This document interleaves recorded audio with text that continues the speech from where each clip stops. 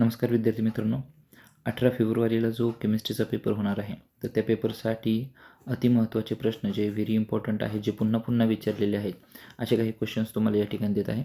So first chapter आहे आपला solid state.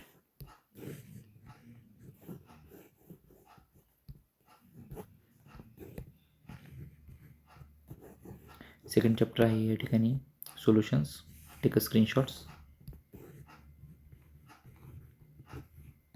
Third chapter is here, ionic equilibrium.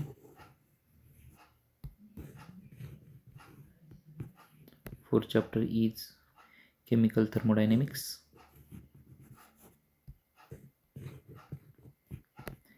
Fifth chapter electrochemistry. And physical chemistry's last chapter chemical kinetics. ठीक आहे, इनऑर्गॅनिकचे आपल्याला लवकरच मिळतील.